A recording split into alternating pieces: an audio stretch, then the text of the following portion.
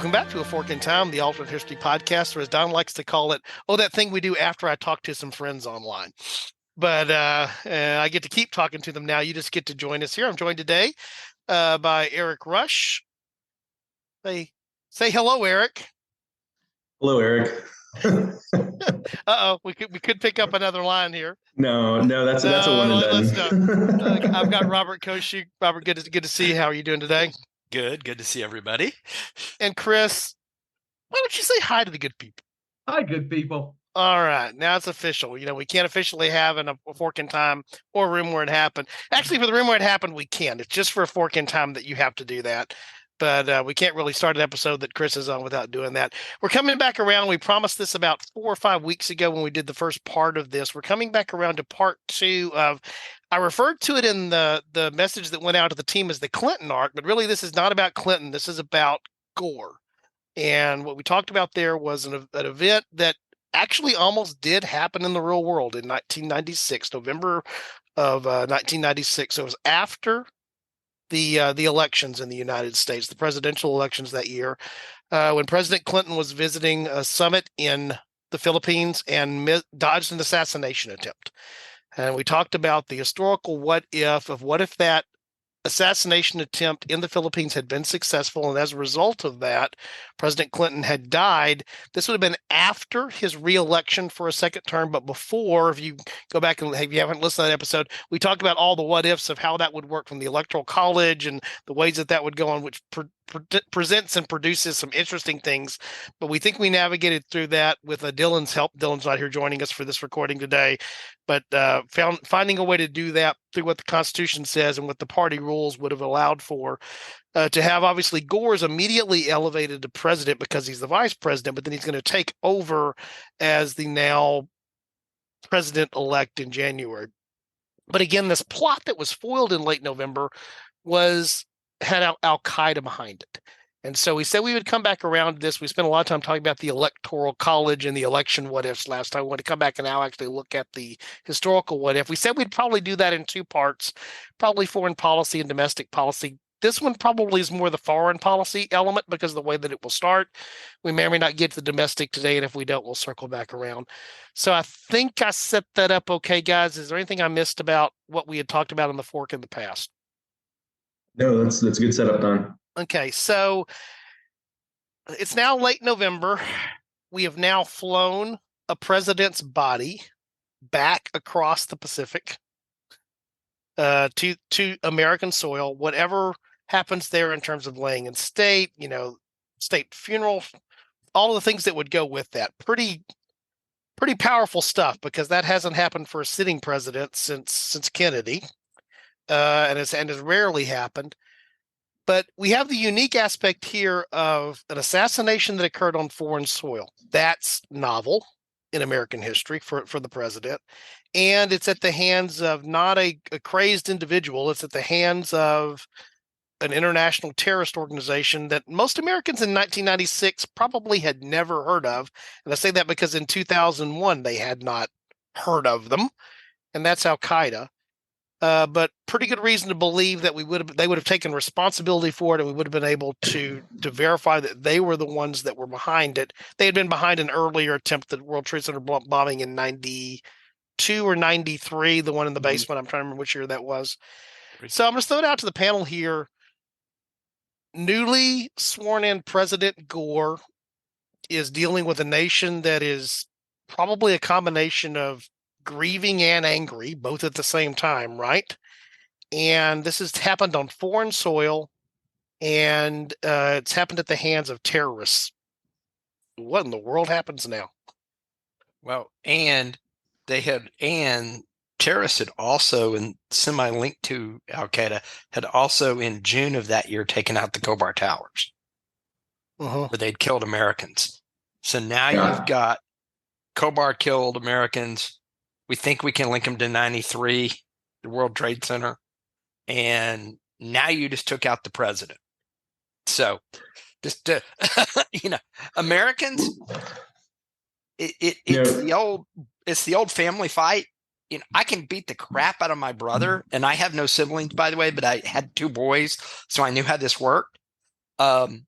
they could beat the crap out of each other, but woe be anybody who messed with the other one besides the two of them, because they would team up in a heartbeat on you. And America really tends to always pretty much behave that way.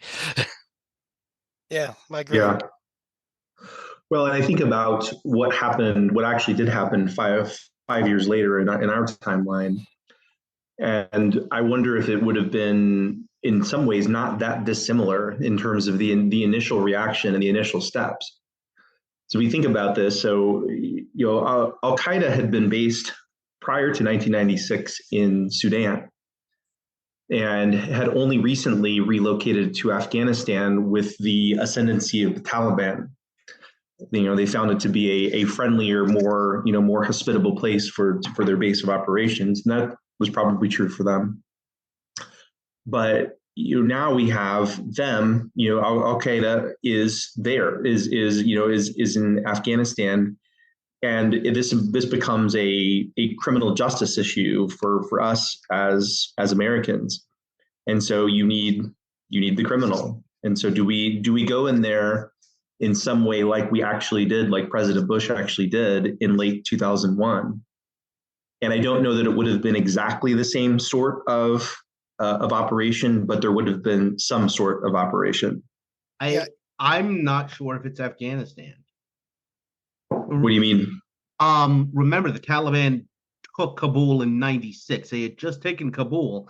I'm not is bin Laden there yet? Or is he still in Sudan? Because I'm remembering after the African embassy bombings, it was Sudan we attacked with cruise missiles. You mean the ones in '98? Yes. Yeah. Yes. Yeah, and that's true. They did still have some infrastructure there, but the overall head of operations was in Afghanistan by that point. Now, where was he actually at in November of 1996? It's possible that he still could have been in. And if the Taliban has a couple of things about this. First, if the Taliban has just taken over, and by the way, just taken Kabul, they hadn't taken the whole country. Yeah. Are they welcoming in somebody that's got a target on their back by the Americans? Well, they did welcome Al Qaeda in 1996. They were expelled from Sudan in '96. Okay. To go to, so they were there. Okay. But was he physically there in November of 1996? I actually don't know the answer to that. Yeah. He could have been another country, but at least the leadership infrastructure overall was there by late 1996. Because all of that being equal, we have to consider what happened on September 10th, 2001, which was the assassination of Massoud in Afghanistan. And this is 5 years before. He is Massoud, just to kind of give a little bit of a history lesson here. He was one of I think he was called the Tiger of the Panjshir during the Soviet occupation. He was one of the more effective mujahideen in the Afghan resistance, and he also didn't really sit very well with the Pakistanis, who were trying to control more hardline Muslim fundamentalists. But he managed on his own. And basically, one of the trade-offs between Al Qaeda and the Taliban was Al Qaeda helped assassinate Massoud. I want to say September 10th. It might have been. It was a week before September 11th. It was right around. No, it was the day before. Yeah, so it was because there's a story of the chairman of the Joint Chiefs was at a conference, and he took a phone, or not Joint Chiefs, McRaven, and he took a phone call from the roof of the hotel they were in, because that was the best place he could get the sat phone, and he was trying to calculate, what does this mean? That he was taken out for a reason. Why? So this guy is still, at this point, active. And by the way, I think he plays a really big role in what happens in our response in Afghanistan. Okay. We funnel money to him like it's going out of style. Money, weapons, whatever because Al Qaeda doesn't do the preemptive this time, so he's still kicking. Al Qaeda isn't in They're Afghanistan, but for the period of time to actually put together this kind of an operation. Mm-hmm. Well, that's a good point, Chris, because the overall planning, even though, and I was looking this up, and bin Laden was expelled from Sudan in May of 1996, and so let's presume, and one of our listeners may know otherwise, but let's presume that he's physically in Afghanistan at this time. Mm-hmm. The point remains, it took some number of months. I mean, he's still unpacking. To plan this. He's still unpacking, and there's still a number of months. And so I think it's unquestionable that the planning and all of the lieutenants that are responsible for this are distributed amongst a number of countries, including Sudan, and Afghanistan, locally in the Philippines, and almost certainly Saudi Arabia. Mm-hmm. So one of the questions that I have is I do believe, to Robert's point and the other points that have been made here, there's going to be a more unified American response, because this is an attack on America, not an attack on it's an attack on the president, not on a Democrat who's residing in the office of the presidency, in terms of how it's going to be dealt with by most Americans. But where it's different then, and we can't help but go to the parallels, because they are the parallels, and I think we draw a lot of understanding from what happened post 9/11, is that had a large number of innocent civilian casualties, 9/11 did. Whereas this does not have that same dynamic, while having a different dynamic, which is your head of state has been killed. And so I'm not saying that one is better or worse than the other. And they're obviously very similar, but they also are different, probably, in what you view to be a proportionate response, or am I missing something here? I don't think you're the single sorry, man, go ahead, Robert. The importance of the single man versus, and not that any human life is not important, but that is considered as much a political attack as the 9/11 was considered an economic and military attack.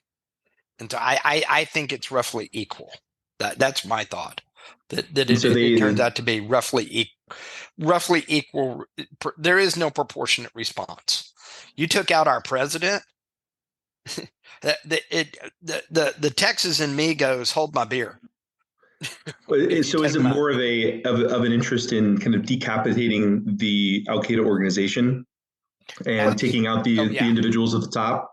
I mean, including bin Laden, and I don't know how does that differ than what we did after the 9/11 attack? Initially, I don't know that it did. I mean, I think that was also more of a leader focused, and it started out that way, and then we got into nation building, and I don't know that we would be as interested in doing that under President Gore. Agreed. And I also think we would be a little. I think there might be a little more subtlety. And so I don't even necessarily disagree with the initial steps by President Bush in Afghanistan. However, subtlety was not his strong suit, and so I do wonder if there may have been that's things that happened without being loudly announced. That's why I brought up Massoud, because you've got somebody on the ground there who's got a lot of cred, who's got a lot of nationalist credentials, who is not like a history professor that the United States is flying in and propping up. No offense to history professors, but that is basically what Karzai was. And he didn't really have the connections on the ground the way that a Massoud did. So I'm going to challenge the idea that we necessarily get dragged into much nation building. I mean, I think Massoud... I don't think we do. I mean, I think we provide, like you said, I think we provide money and arms for Massoud. I think if there are boots on the berets, we give him some berets. Exactly. The SEALs or Delta go after bin Laden, probably Delta more than the SEALs at that point. I mean, let me just say this also, like, that's what we did at the very beginning in Afghanistan. And one of the reasons that bin Laden escaped was because we had to use a B team warlord to go after him in the mountains. Mm-hmm. We don't. Yeah. Now we've got the A team that is still available. So I guess the thing that pops into my head, I think I think it's safe to say we're agreed that there's a level of response that is akin to the 9/11 response for different reasons, but obviously the obvious is there, and there is the difference between what assets you have. The the enemies of my enemies become my friends kind of thing that works pretty well here. Plus somebody that we had dealt with before because of the Afghan resistance during the Soviet invasion and occupation of Afghanistan to a degree. I mean, one of the ironies of the real timeline here is how much we funded the things that came back to bite us, which is a pretty, not just true of United States foreign policy, but true of foreign policy of a lot of nations historically. That's not a unique thing. Is be careful what you build because you may have built it, and you may have to deal with it later. See tons of episodes. I could cross-reference half our catalog probably in the show notes if I wanted to. There, Castro or anybody else, but I guess my question is this: if you're able to do so, let's say quicker, barring Chris's concept of you have a better asset to use there who's maybe more equipped to do what you need to do. I mean, part of the problem was the caves and the mountains and the stories are there's just tons of stories of almost getting bin Laden or almost getting some mastermind that escapes in a matter of moments kind of thing.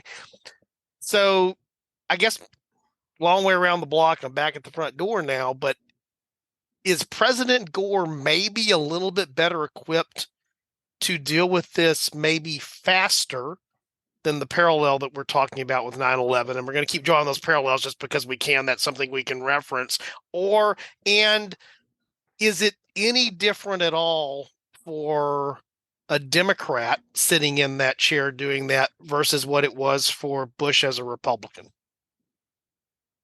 I don't know if they're different on the political party, but I think it goes back to what Chris said. You got the A team versus whatever was left after that bin Laden took him out on, and it was September 9th, not the 10th.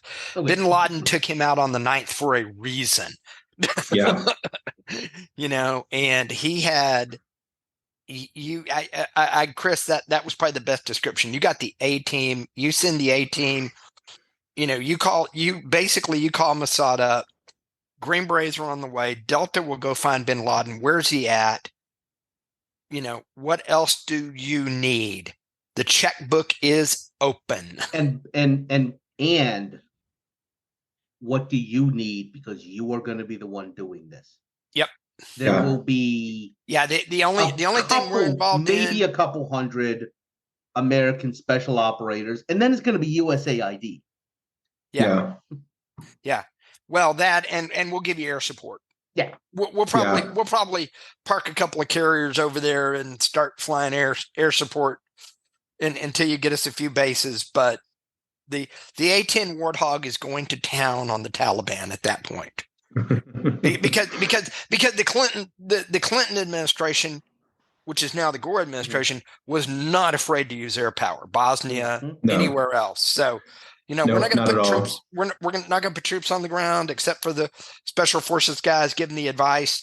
We will either send Delta or SEAL Team 6 to go get the Al Qaeda leadership because you don't get to do this and get away with it. And air support, and then the checkbook. Cruise missiles as needed. USAID is available. What do you want? Yeah. And you're also defense catalog is open. And you're also closer to the events of the Battle of Mogadishu in '93, the Black Hawk Down thing of where are you really, how excited are you to put American special operators directly on the ground unless they have a very defined, very clear, very specific mission? So you're closer to that, so that's still reverberating for you. And if you're President Gore now thinking about that, a little bit of the Powell doctrine comes into play before Powell is even there to define it in terms of we need to have specific objectives here and know what the exit strategy is. At least in theory, at least that's what we said. Whether that's what we did or not is a whole other thing. But that's what was said. So do we think that is it a 6-month process, a 1-year process? I mean, we talk about the benefits of having, quote unquote, the A-team ally here, having other things that are there. Does this turn into a protracted thing, or is it by, by late 97, is Gore able to say, come out at a press conference and say, we've got him and justice has been served? We got them, because it's not just him. We're talking about bin Laden here, but it's them. It's an organization that did it. I think I don't know if it's 6 months, but it's not much more than a year. I would agree, not much more than a year. Okay. Any chance that you get any reasonable chance, do you guys think that they're not able to eventually execute on identifying and exacting retribution on the perpetrators? I'm interested in this question to throw out there. What do we do with them if and when we get them? Is this kind of a Nuremberg situation? Do we try and take them and try them for this? Or is this, we'll dump the body? I think we take them if we can, but I think if for some reason we don't get them alive, I think that's not a big deal. I don't think anybody's got any tears over that. But if we happen to take them alive, I think we would try them publicly. Yeah, I do. Yeah, I was fixing to say, Al Qaeda being Al Qaeda, you don't get them alive. That's unfortunately or fortunately or unfortunately, any of them that show up, you 100% get a Nuremberg trial type military tribunal. Or actually, Nuremberg's not the right there. It's the Lincoln trial, the Lincoln conspirator trial. You get something more along the lines of a military tribunal trial for them if you any of them alive or military tribunal because you enacted a conspiracy to kill a world leader. I feel like that might be one of the differences that Gore being in charge brings to this, as opposed to a Bush being in charge. That there is a little bit more of an emphasis put on trying and in some kind of international legal framework around this. The events, again, we're always going to be drawing the parallels here. We're just going to lean into it instead of running from it, because it's good to be able to do this. The compare and contrast works pretty well. 9/11 shakes up the geopolitical map globally and in interesting ways. It solidifies some things that existed before. The special relationship between the U.S. and the U.K. is sort of amplified through that. The allies that are there, to some degree, not quite as much as in the first Gulf War, but the use of the UN as a mechanism, for providing the resolution cover, if nothing else, for some of the things that are going on here. Is it different 5 years before with Gore under this scenario? Is there something noticeably different, I guess would be my question, about it being Gore 5 years earlier and happening the way that it did versus 9/11? Yes, I think it's this, and we haven't talked about it, but this will. I'll get to one big thing we haven't talked about, which is when it happened 5 years later. It was the first invocation of NATO's Article 5, and this would absolutely be another invocation of it. But you're also going to have no Iraq war. You're not going to go ahead and turn around immediately within a matter of 5 or 6 months and squander a lot of that sympathy and a lot of that American leadership of the West. So how does that play out for now President Gore? This becomes a very discrete circumstance, a call it a law enforcement action, whereby most of the Al Qaeda leaders are killed. There might be a few that just happen to be captured. I agree with Robert, probably not very many, but in what those that are captured are tried, and I don't see President Gore having interest in further conflict. Yeah, he would want to get done and get out. Yeah, agreed totally. It would be, we got the guys that killed Bill. We're done. Because really and this is not necessarily intended to segue because I think we have more to talk about with foreign policy, but Gore wanted to get back to domestic policy. Mm-hmm. Well, and listeners to this podcast won't be surprised to me say this because I've said it other times. I'd really like to get firsthand experience with the alternative timeline that would exist where there is no 9/11 to see what Bush's presidency would have been without 9/11. Because I think it would have been, I'm saying better or worse. I'm just saying it would have been very different because for good reasons or bad, for whatever your stance is on the war in Iraq, the war in Afghanistan, those types of things, the dispute over whether there were or not weapons of mass destruction, everything that goes with that. Eric, you used, I think, the appropriate term. The United States got into nation building there, whether that's appropriate or not, certainly went down that path. That was not what George W. Bush went to D.C. to do originally. That's what happened to his presidency, and that was the response that happened there. And I'm always curious to know what that would have been otherwise, just because I think it would have been different. I'm not saying better or worse. I just know that it would have been very different because I think he went there, back to the point that's being made here, to be more of a domestic. He had domestic things that he wanted to get done, and he got pulled very much into being international and foreign relations being the more notable part of his administration. So Gore, this is more of a one-off for Gore. Is that what we're all saying here in terms of successfully getting this resolved?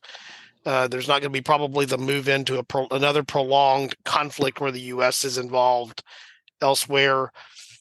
I mean, is there more that we need to highlight or hit there? I think there's.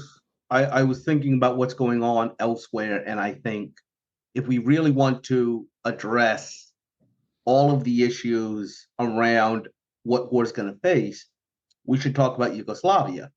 I was just going to say that, Chris. Yeah. Because that happened. Bosnia, but. Well, the Dayton Accords were in 95. Right. So we're implementing that. But we still have, all of the investigations around what happened, and we still have Kosovo. Yeah. And we've now got a NATO that did something on its own.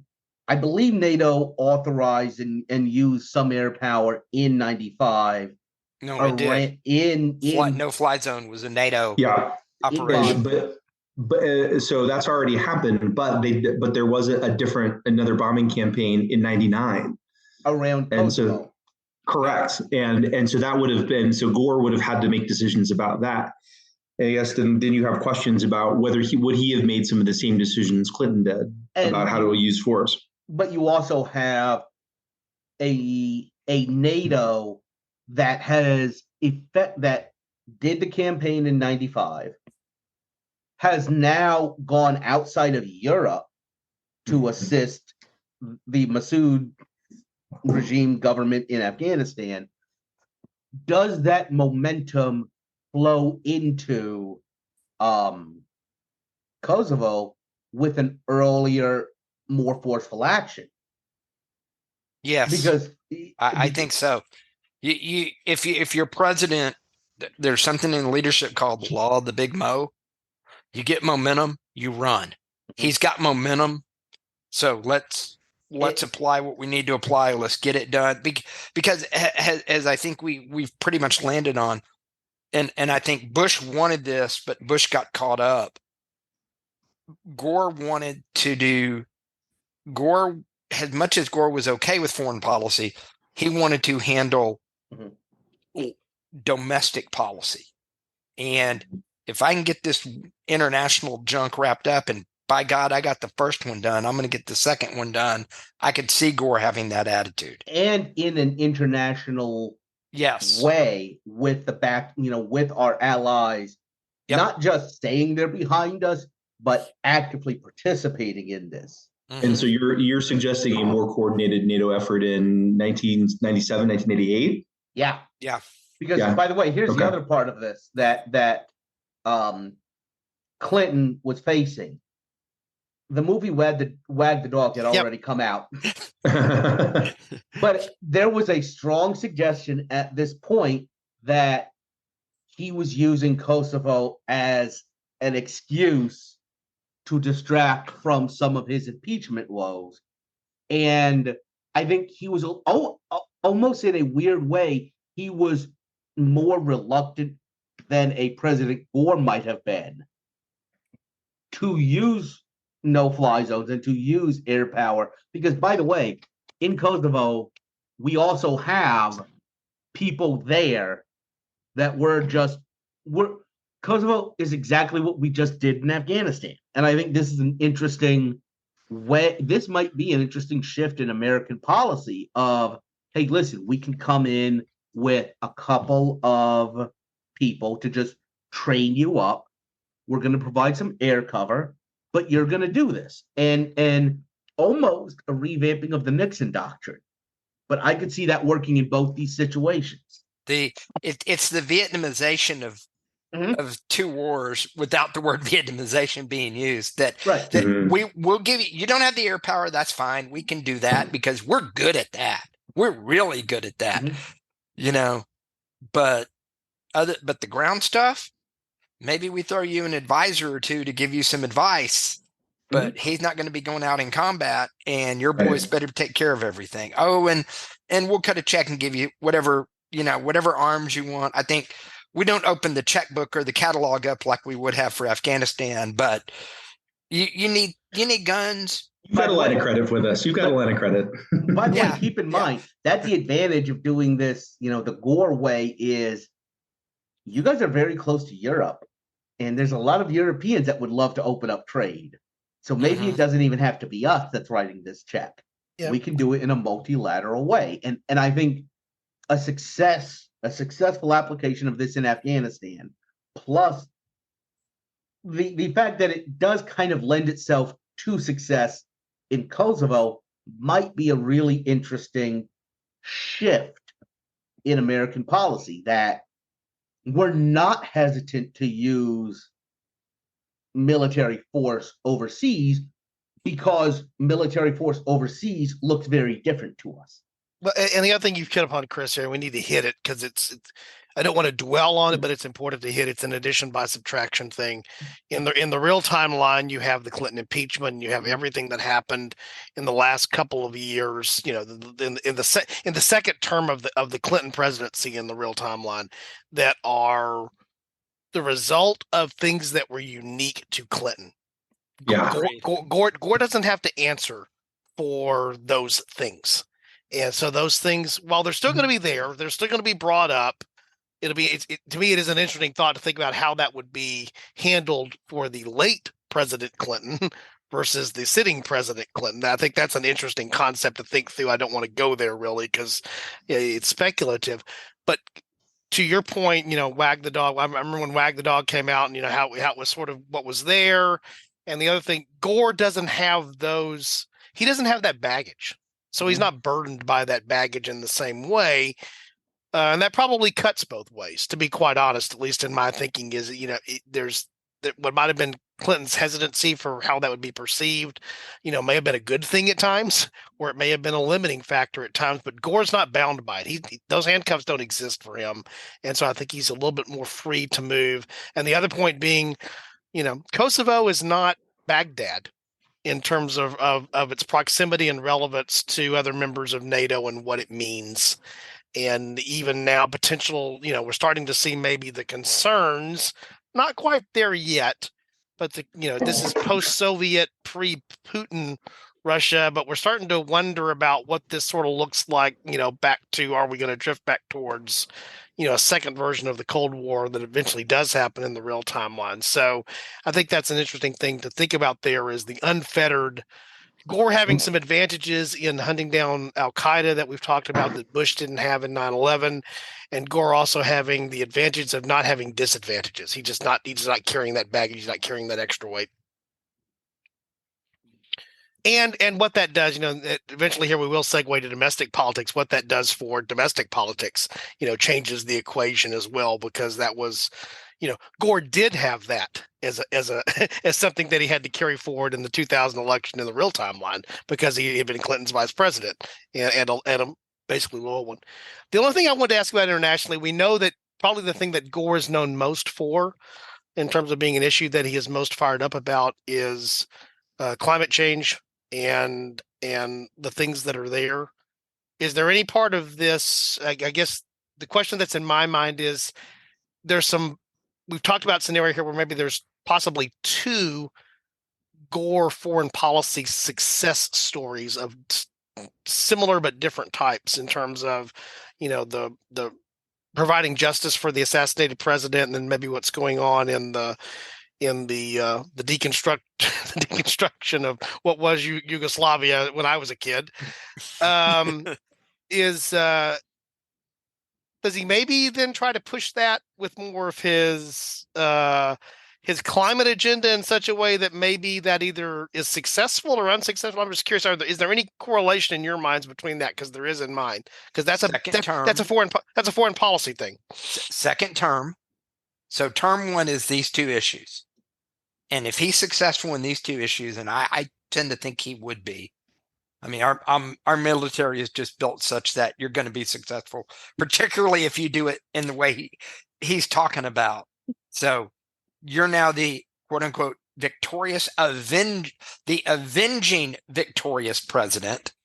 So you're more than likely going to win, if not a landslide, a pretty gosh darn substantial majority.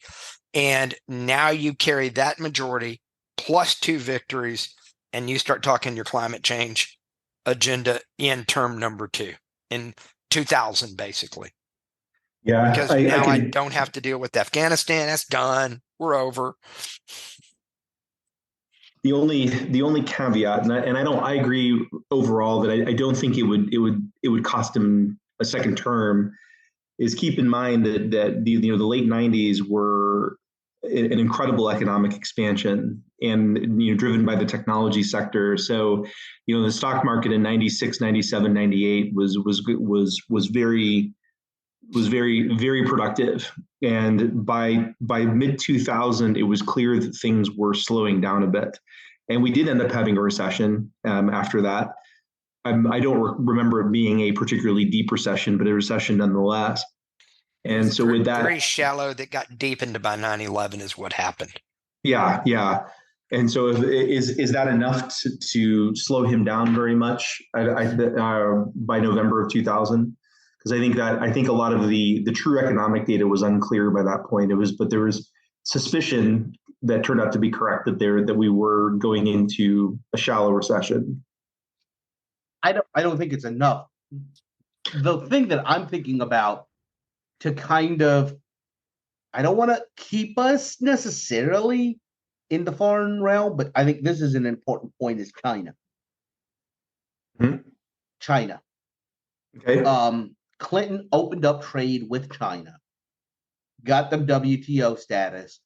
They are industrializing at this point. They are still kind of doing the whole Deng Xiaoping thing, and they need to be dirty. Their argument is the West got to industrialize in the 19th century, in the early 20th century, using coal, and now they're trying to change the rules on us and say that we can't use the deposits we have in Manchuria and then all of these other things, that we have to adopt an added burden onto our economic development. So I think that, when you look at, tons of carbon put into the atmosphere, I think Gore can have a little bit of a role in the United States. I'm interested in thinking about where is battery technology and where are renewable technologies, and do we have the technological developments to support some of these things yet? And the other part of it being, does this lead to an earlier confrontation with China? Because now we actually care about greenhouse gases, and that is a major point of contention with China. I think it accelerates your technology.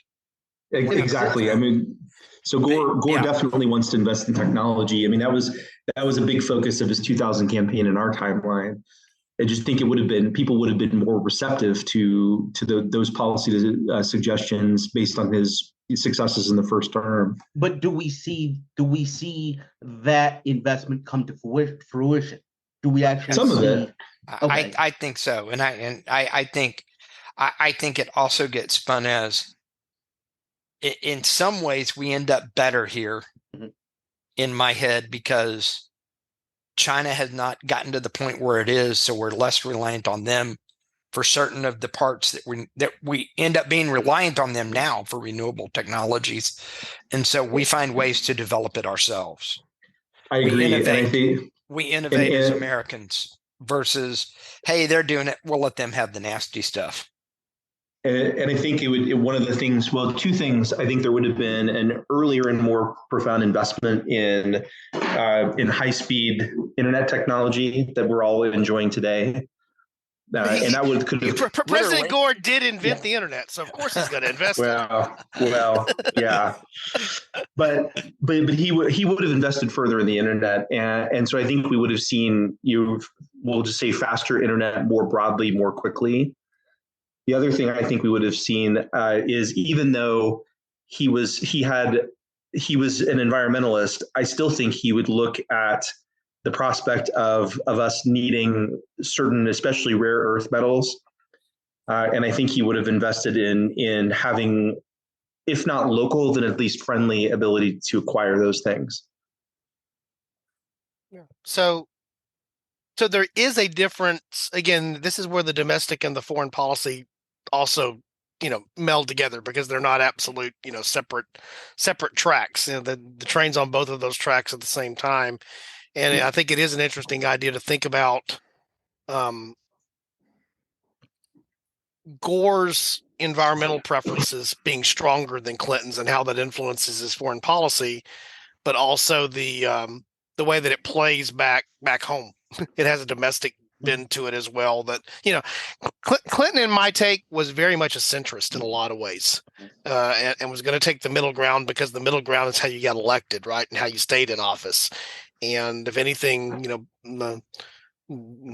he's still alive in the real world. Clinton, not our version of Clinton here, was a pragmatist when it came to things, probably in more ways than his party or the alternative party would like. And Gore was a little bit more of an idealist. I think that was part of the challenge of them together as a team, as president and vice president, is that one was a little bit more ideological than the other. And when you change the mixer, you change that. I am going to throw this out there because we brought it up during the electoral part. Gephardt brings certain things to the table as a vice president, and we haven't really talked about that as much on the foreign policy side, but on the domestic policy, Dick Gephardt had some ideas, right? But I think this is one of those really good segues to what Gephardt brings to this, which is you've got a melding of Gore's, what we need to move to. I mean, in the early odds, in the mid to late odds, you had a talk about a green-blue economy. And now you've seen some of these things in, like, the CHIPS Act. We talked about being able to manufacture these things here. I think Gephardt, with his manufacturing, with his union background support, very much like it just melds really well with what Gore is trying to do. And I think you can see part of that, really being brought up. And like we were talking about, actually being more successful, because you still have machine tool plants, you still have an industrial base to transition in a way that maybe you don't. You haven't anymore. stripped it out yet. Yeah. Agreed. Yeah. That actually makes a huge difference, because you've got some of the infrastructure in place already to make things happen without having to rebuild the infrastructure, or the infrastructure has degraded to the point that you can't really rebuild it. So yes, especially absolutely. Especially the human infrastructure. Yeah. Mm-hmm. So no, I agree. I could see that. This is actually where we're going to go ahead and break the episode for today.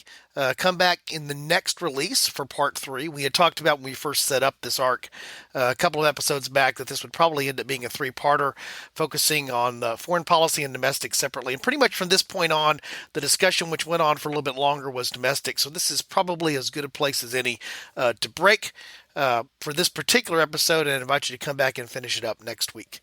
Just as a reminder, we do appreciate you guys as listeners. We ask you to visit us at www.aforkintimepodcast.com, interact with us on our Discord server, all the information you can find there in the show notes, and we hope that you come back and finish up this particular arc related to this particular alternative fork that began, of course, with the assassination of President Clinton in 1996 and what happens with the ascendancy of a Gore presidency. Again, thanks for being a listener, and see you soon.